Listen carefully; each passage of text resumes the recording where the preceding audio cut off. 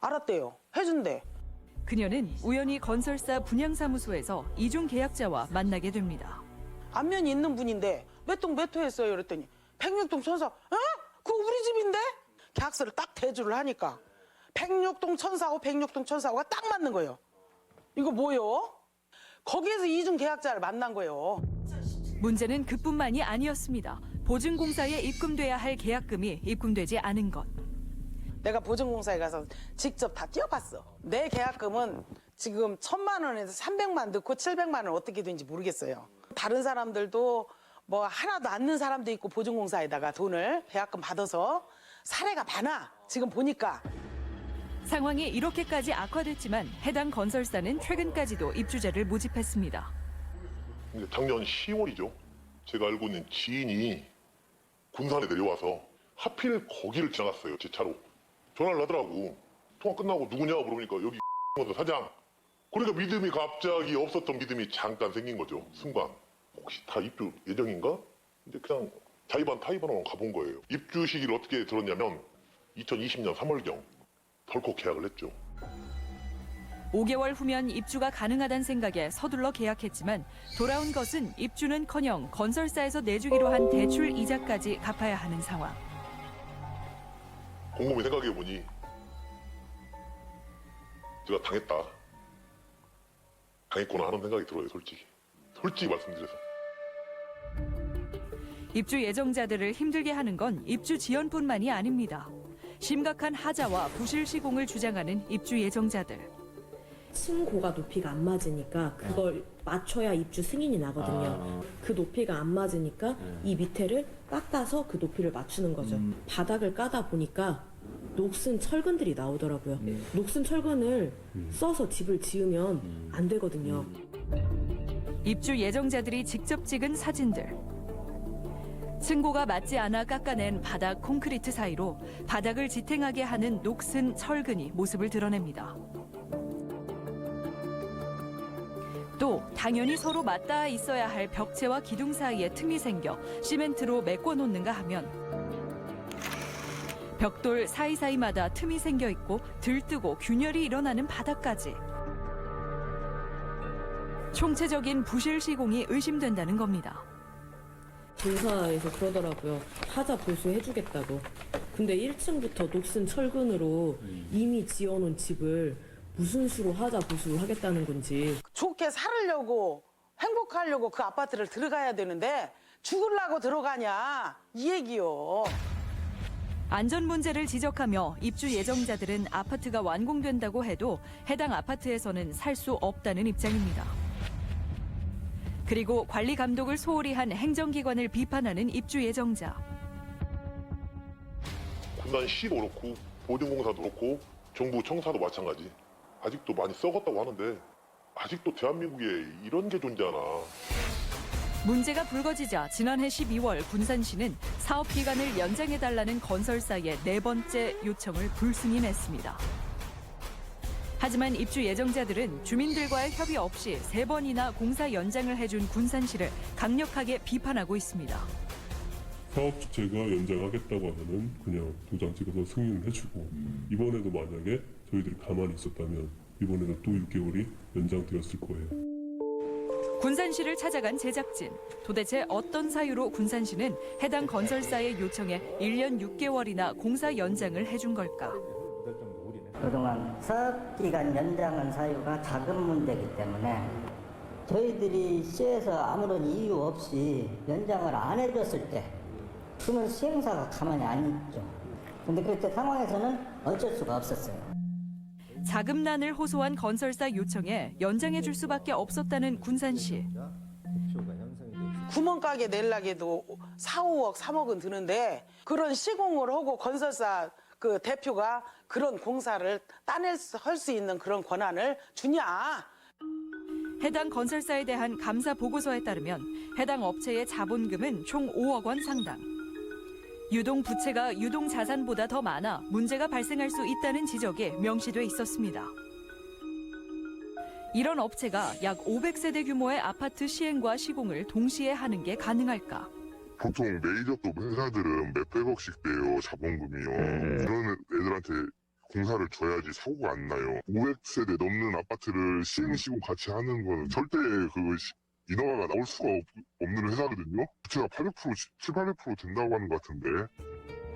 심지어 건설사의 자금난에 하도급 업체까지도 피해가 막심한 상황. 지금 한 9억 정도. 9억 정도? 제가 한 17억 매트인데요. 일을 하면은 줘야 되는데 안 주니까. 공사에 참여했던 하도급 업체 관계자들 역시 해당 건설사가 아파트 시행과 시공을 동시에 맡기에는 적합하지 않았다고 말합니다. 의시 못했다고 봅니다. 영세한 업자가 들어오면 꼭 마스터에서 건물이 제대로 안 가거든요. 그런데 시에서 지역업체를 써라 하니까 지역업체를 잡아놓은 것이 잘못 걸린 것 같아요. 그리고 공공임대 아파트의 경우 보통 월세 계약을 하는 것과 달리 해당 건설사는 전세로 계약을 맺고 심지어 10에서 15%의 계약금 선납 할인 혜택까지 줬습니다. 전문가는 이런 경우가 극히 이례적이라며 애초부터 건설사의 자금 운영에 문제가 있었을 거라고 얘기합니다. 지금 이 전세형 합의서를 통해서 보증금의 액수를 원칙적인 형태보다 늘려서 지급받는 형식이나 그리고 추가적인 할인을 약정함으로써 실질적으로 보증금 또는 중도금을 선행해서 납입하도록 유도하는 행위들을 일단 합쳐서 판단을 해보면 공사를 진행하는 회사 입장에서 자금 사정이 여의치 않았을 수도 있다라는 추정이 가능할 것으로는 이해가 됩니다. 해당 건설사의 시행 시공을 승인해준 군산시는 업체의 자금 사정을 전혀 몰랐을까. 군산시에서 사업 승인해주고 할 때 그 자본금까지 확인할 수 있는 사항은 아니거든요. 이런 아파트를 건설할 수 있는 면허를 가지고 있냐 없냐가 중요한 것이지 그 회사가 자금력이나 그런 것까지 따질 사항은 아니거든요. 승인해주면서. 이 건설사가 얼마나 건강한 회사인지 검토해? 그런 규정이 없어요. 네. 그런 규정이 없습니다. 현행 주택법상 문제가 될 것이 없다는 군산시. 그렇다면 녹슨 철근 사용과 균열과 들뜸 현상 등 부실 시공 논란에 대해서는 전혀 몰랐던 걸까? 저희들도 사실 그 사진을 보고 상당히 놀라웠어요. 사실은 그때 제보를 해줘야 원칙이거든요. 그래야 그 현장에 대해서 다른 행정조치가 이제 뒤따를 거 아니겠어요. 현장 지도를 하셨어요? 점검을 하시고? 아파트 같은 경우는 전면 책임감리거든요. 행정에서 관리감도 걸진 않아요. 아파트 공사 현장에 대해서. 입주 예정자들은 보증공사가 모든 사실을 알고 있었으면서도 모르는 척 눈 감아 왔다고 주장하고 있습니다.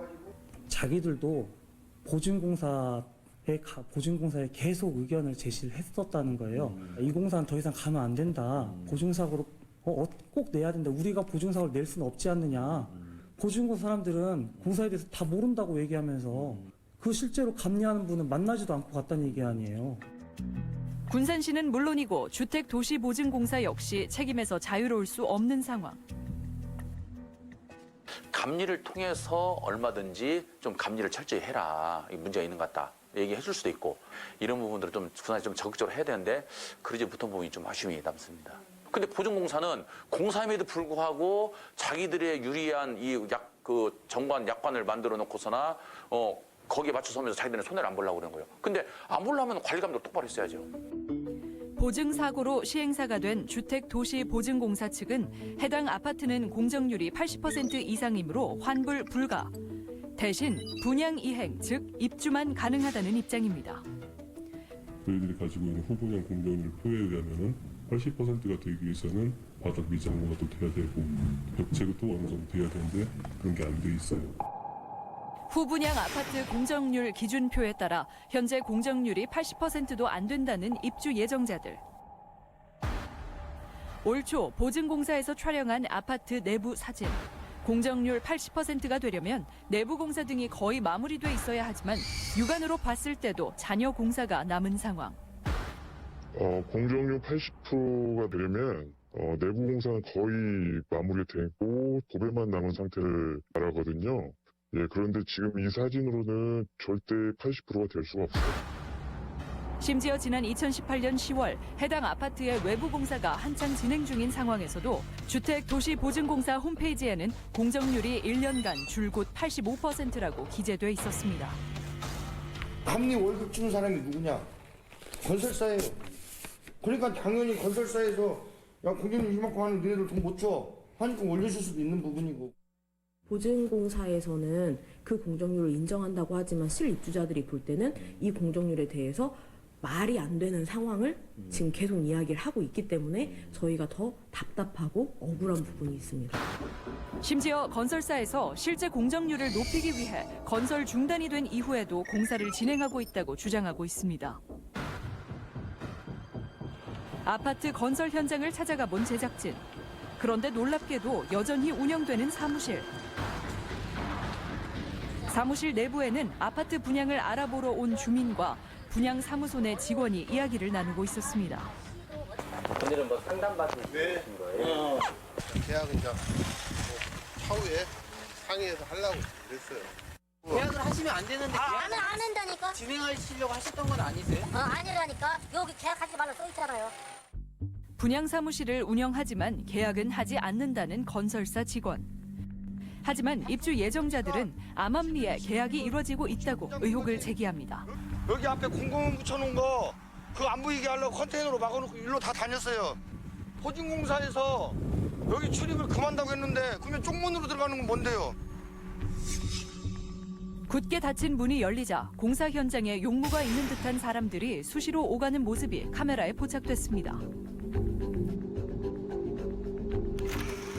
또한 보증사고를 알리는 안내문이 누군가에 의해 훼손돼 있고 건설사에서 분양을 계속 받기 위해 컨테이너로 안내 문구를 제대로 식별할 수 없게 가려놓았다는 입주 예정자들의 설명.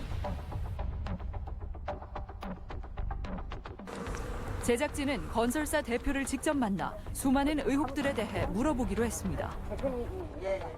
시공사에서 2015년 7월에 손을 들은 바람에 우리가 착공 자체가 1년 늦게 착공을 한 거예요. 중간에 우리 설비업체라는 데가 부도가 나가지고 업종관리를 받느라고 후속 공정을 못해서 그 부분이 좀 있었습니다. 미리 그 전에 입주 예정자분들한테 늦어질 수 있는 거를 양해를 구하는 과정들이 조금 부족했다라는 생각이 있었습니다. 들어요. 3번 공청회를 했고요. 하지만 제작진 확인 결과 첫 공청회는 입주 예정일이 이미 4개월이나 지난 시점에서 열렸습니다. 여기 와서 잘해보고 잘 하려고 했는데 첫 단추 자체가 맨 처음부터 잘못 낀 것을 그 진행했던 부분들이 잘못됐다면 제가 다르게 받겠지만 근데 다른 쪽에 대해서 이렇게 이슈화를 시켜버렸으니 너무 힘든다는 얘기죠.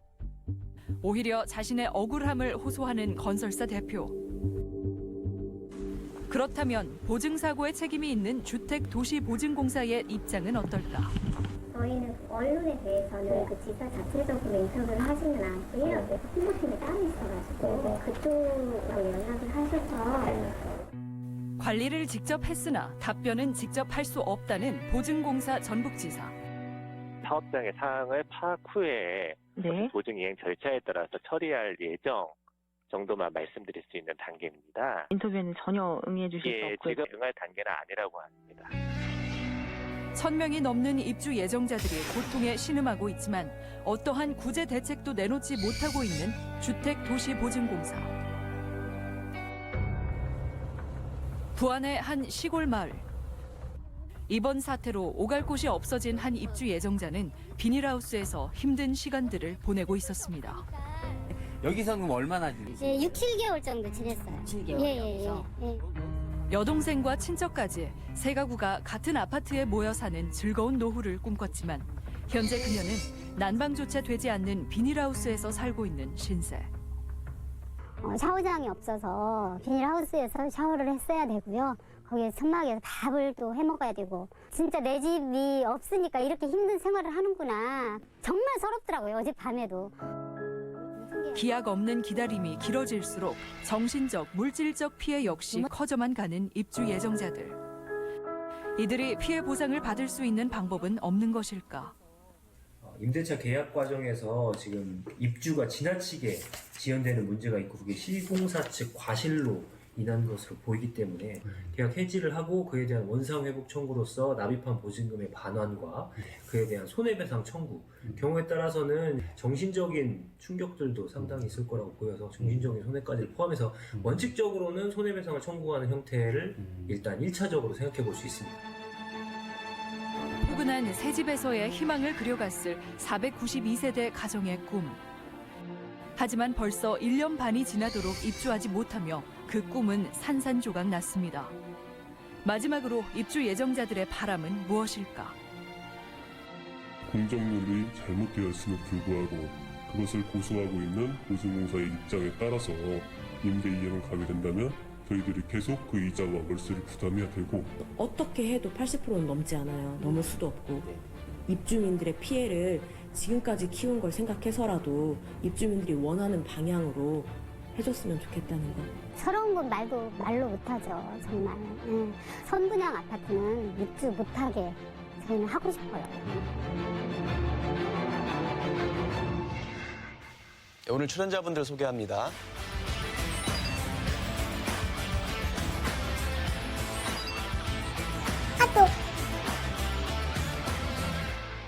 사실 아파트가 입주 예정일이 정해지면 입주 예정자들은 시기만 바라보면서 자기 생활을 다 계획을 하는데 이렇게 1년씩, 2년씩 늦어지면 생활이 다 헝클어지지 않습니까? 그렇죠. 사실 그 비대위 위원장 같은 경우는 지금 여성분이거든요. 이분 같은 경우는 사실 결혼을 하고 신혼집으로 들어가려고 했는데 이게 이제 다 무산이 되고 현재는 지금 원룸에서 생활하고 있습니다.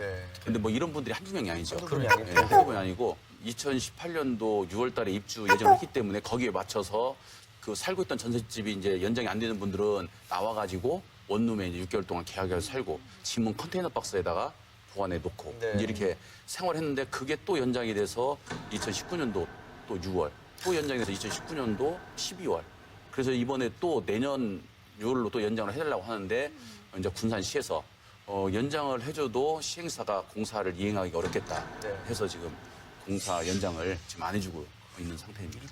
제가 좀 조사를 해보니까 처음에 이게 지금 그 최초 승인이 된 것은 2012년이더라고요. 주식회사 건설이라고 하는 데가 그렇게 했고 2015년에는 또 주식회사 건설로 또 이 사업체가 또 이제 넘어가서 이 문제는 건설이라고 하는 데가 새로 이렇게 지금 받아가지고 사업을 하는 건데 워낙에 부채 비율도 높고 그리고 금융감독원 전자공시 시스템에 보게 되면 정말 이 회사가 앞으로 굉장히 많은 문제가 유동성이 있을 거라고 하는 것을 적시를 지금 해놓은 상황이거든요. 군산시에서는 최소한의 확인을 좀 할 수 있었던 문제일 것 같은데 도대체 왜 그렇게 되는 건가요? 시에서는 아마 그런 부분들을 일정 부분 알고 있었던 것 같아요. 근데 이제 건설 허가가 들어오면은 부채 비율이 뭐 몇 프로냐, 자본금이 얼마냐, 뭐 시공능력이 되냐 안 되냐 이것보다 건설할 수 있는 면허를 갖고 있냐 안 갖고 있냐 이제 이게 문제가 되거든요. 그러다 보니까 법적으로 이 좀 개선이 좀 필요하지 않나. 아니 그것은 지나친 소극 행정이잖아요. 어떻게 적극적으로 행정할 때도 많을 텐데 어쨌든 문제가 있었을 때는 이러한 보완 사항을 지시를 하고 이런 조건이 되면 해주겠다. 원래 그런 정도는 다 행정세가 하는 것으로 알고 있거든요.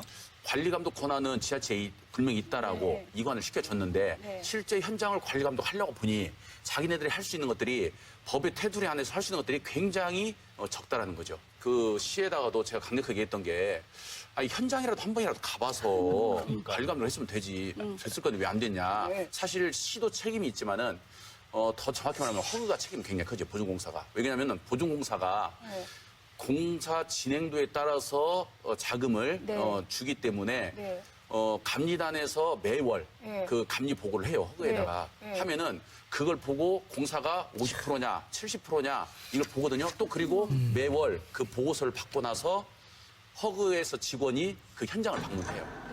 그래서 보고서대로 진짜 올라왔는지 안 올라왔는지 봐야 될 거 아니에요? 제가 이해가 안 되는 게 이 아파트는 서민 임대주택이잖아요. 그러면 저는 공사 감리자는 뭐를 했는지 그리고 그런 것들을 지도 관리 감독할 군산시는 또 뭐를 했는지 그리고 그런 것들을 다 확인해서 금액적인 지원 예산 투입을 할 보증공사는 또 무엇을 했는지 그러면 이 3자 주체가 전부 다 제 역할을 안 했고 책임을 방기했기 때문에 오히려 그 피해는 우리 서민들한테 다 간 게 아닌가. 그렇죠. 지금 피해는 다 그 입주 예정자들이 지금 올곧이 다 받고 있는 거고요. 어떻게 지금 이 시대에도 그런 일이 가능하죠? 그리고 더 심각한 것은 은행에 대한 이자를 경설이 납부해주겠다 했었거든요.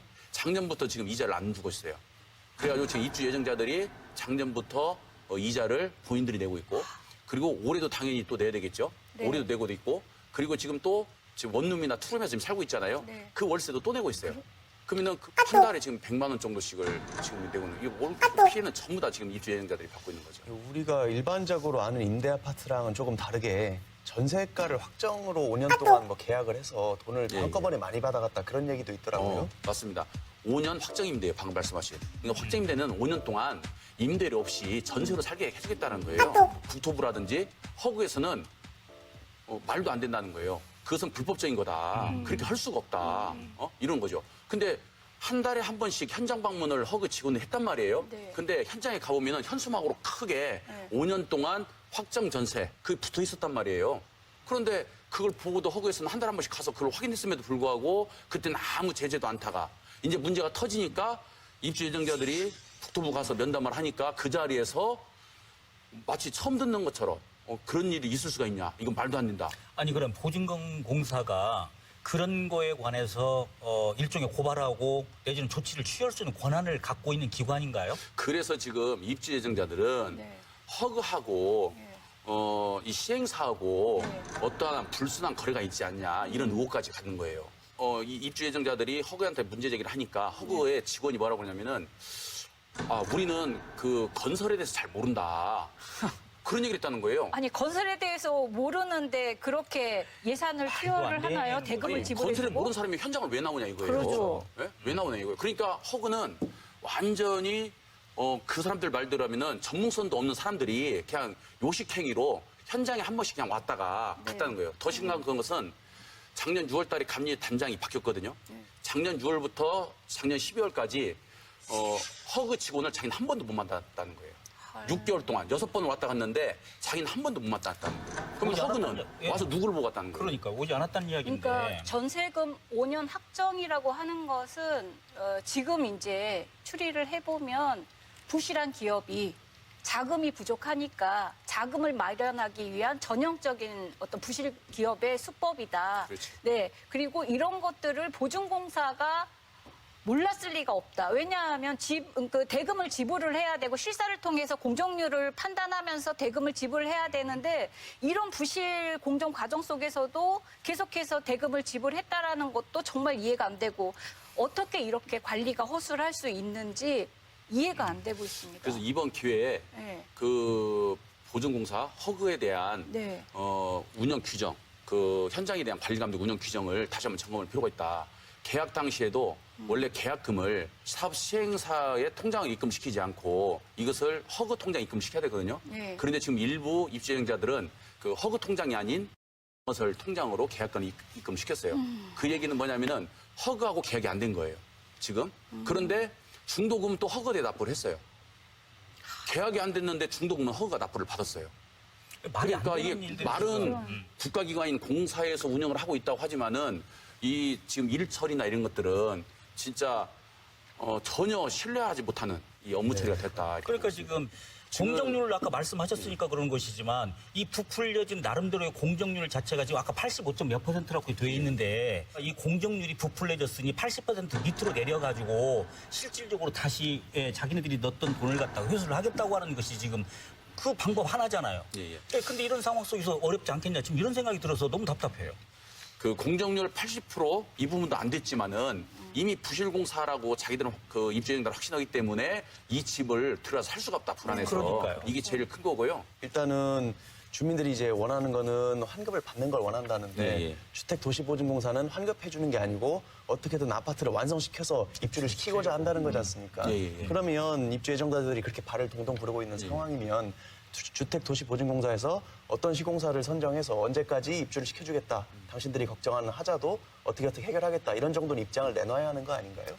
지금 국토부라든지 허그에서 자기들이 관리 감독을 못했다는 것이 이제 연실이 다 드러났어요. 연실이 다 드러났기 때문에 여기에 대한 책임을 분명히 져야 됩니다. 책임져야 되고 내가 낸 계약금 그리고 내 이름으로 대출을 받아서 들어간 중도금 이것만 돌려주라는 거예요. 근데 이것도 돌려달라고 하는데 이 부풀려진 허위로 작성된 80%가 됐으니까 우리는 못 돌려주고 다시 업자를 선정해서 뭐 이행하겠다? 이건 말이 안 되는 거죠. 이제까지 과정에서 공정률 80%라고 하는 건 기본 성능이 어느 정도 다 완비가 된 상태에서 인테리어만 하는 그러니까 이제 입주 예정 4개월, 5개월 남겨놓는 정도를 공정률 80%라고 하는데 사실은 우리가 영상이나 사진을 보더라도 저희가 그냥 육안으로만 봐도 그게 어떻게 80%가 넘는지 도저히 인정할 수가 없는 겁니다. 그 문제도 굉장히 중요하고 거기 플러스 하나를 더 좀 해야지 되는 게 공정률이 설사 그렇게 됐다 하더라도 구조적 하자가 지금 있는 상황이잖아요. 이것은 굉장히 심각한 사건이잖아요. 지금까지 이제 우리나라는 집을 많이 져서 집 없는 사람한테 주는 목적으로 먼저 했지만은 그것마저도 지금 제대로 되지 않고 있고 좀 전반적인 이 그 법 제도적인 게 좀 개선이 필요하지 않나. 일단은 어쨌든 이번 사건에서는 피해자들이 바라는 대로 좀 주택도시보증공사에서 본인들이 업무가 미진했던 점이 있다면 좀 시인을 하고 그렇죠. 공정률이나 환급 업무에 있어서 조금 더 유연하게 처리를 해서 피해자들 위주로 문제가 해결됐으면 하는 바람이 드네요. 네, 말씀 잘 들었습니다. 감사합니다. 감사합니다. 고맙습니다.